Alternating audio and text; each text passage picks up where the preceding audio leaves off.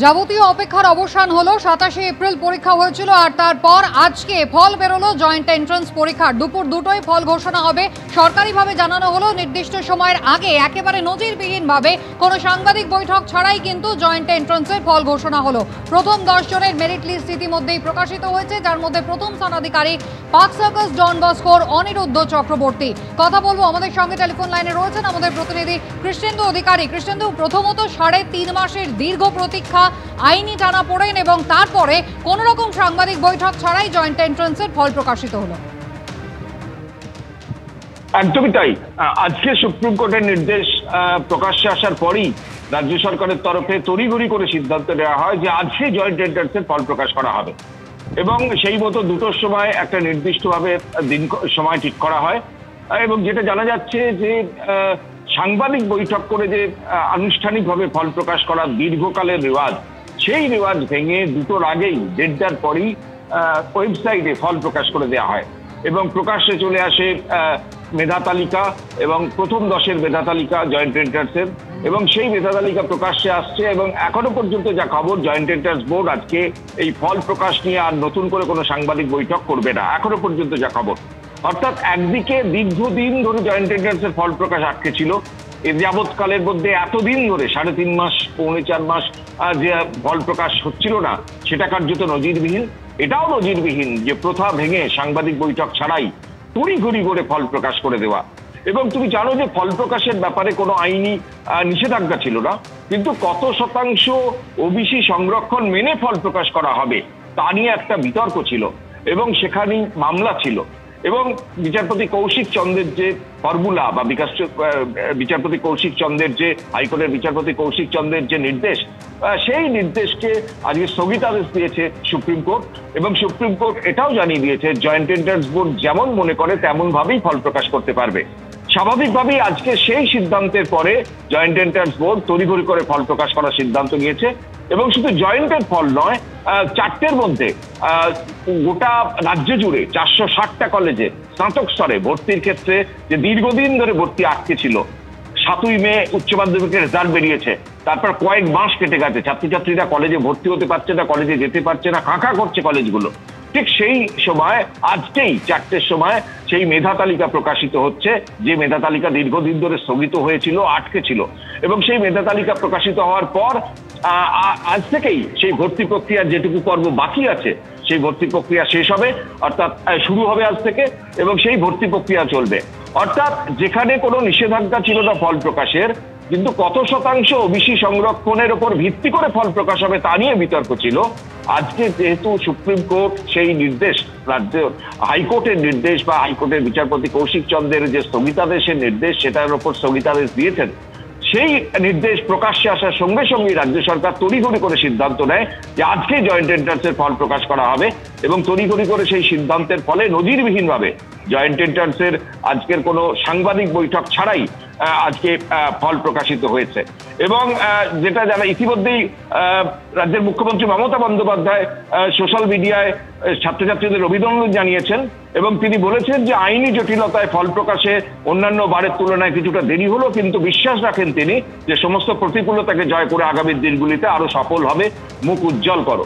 কিন্তু যেটা দীর্ঘদিন ধরে সমস্যা চলছিল এবং ছাত্রছাত্রীরা এবং অভিভাবকরা বারবার অভিযোগ তুলছিলেন যে এতদিন ধরে জয়েন্ট এন্ট্রান্সের ফল আটকে থাকার ফলে তারা বাইরে চলে যেতে বাধ্য হয়েছেন, এমনকি কানি কানি টাকা খরচ করে প্রাইভেট কলেজে ভর্তি হয়েছেন।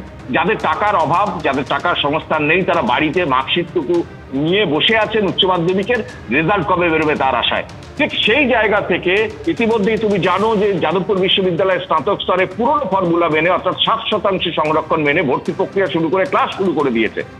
কলকাতা বিশ্ববিদ্যালয়ের স্নাতকোত্তর স্তরেও অ্যাডমিশন প্রসিডিওর শুরু করে দিয়েছে।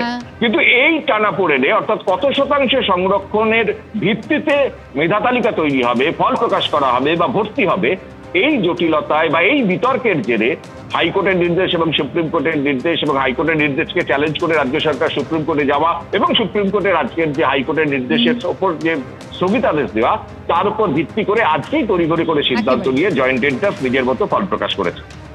জাস্টিস কৌশিক চন্দ্র যে অর্ডারটা দিয়েছিল যাতে সব স্টে করে দিতে বলেছিল, joint entrance, medical board, allied, engineering etcetera etcetera যত কিছু আছে যা স্টে করেছিল, সে অর্ডার আজকে স্টে হয়ে গেল, একদম ফুল স্টে।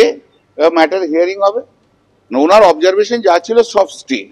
রাজ্য স্টেট এখন is free to pronounce the result and to proceed. Joint এন্ট্রান্সে যাদের রেজাল্ট পাবলিশ হয়নি, কাউন্সিলিং রেজাল্ট পাবলিশ করে কাউন্সিলিং অ্যাডমিশন সব করতে পারবে। কলকাতা হাইকোর্টের বিচারপতি কৌশিক চন্দ্রের যে নির্দেশ ছিল যে 66টি সম্প্রদায় 2010-এর আগে 66টি সম্প্রদায় এবং 7% সংরক্ষণ মেনে ফল প্রকাশ করতে হবে, সেই নির্দেশের ওপর স্থগিতাদেশ দেয় সুপ্রিম কোর্ট এবং যে স্থগিতাদেশের পর রাজ্য জয়েন্ট এন্ট্রান্সের ফল প্রকাশ করলো, 10 জনের মেধা তালিকা প্রকাশ করেছে। আর এই যে স্থগিতাদেশ দিয়েছে সুপ্রিম কোর্ট, সেখানে আমরা কথা বলেছিলাম আইনজীবী ফিরদৌস শামীমের সঙ্গে, তিনি ঠিক কি বলেছেন শুনুন।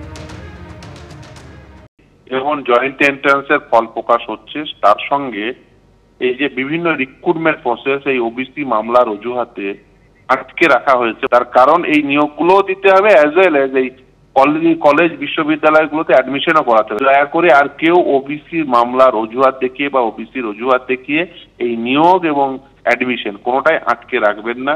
আমরা যদি প্রথম রায়, এই ওবিসি মামলার প্রথম রায় থেকে দেখি, সেখানে কিন্তু নিয়োগেরও কোনো প্রকার প্রতিবন্ধকতা তৈরি করা হয়নি, কিন্তু তারপরেও তারা নিয়োগ এই ওবিসি মামলার অজুহাত দেখিয়ে নিয়োগ দিতেন না এবং অ্যাজ ওয়েল অ্যাজ এই যে জয়েন্ট এন্ট্রান্স সহ বিভিন্ন কলেজ বিশ্ববিদ্যালয়গুলোতে ভর্তির ক্ষেত্রেও তারা প্রতিবন্ধকতা নিজেরাই তৈরি করে রেখেছিলেন কর্তৃপক্ষ। এটা একেবারেই কাঙ্ক্ষিত নয়। আমি চাইবো ছেলেমেয়েরা অতি দ্রুততার সঙ্গে এই medical college, engineering college, general স্টাডিজে তারা ভর্তি হয়ে যান।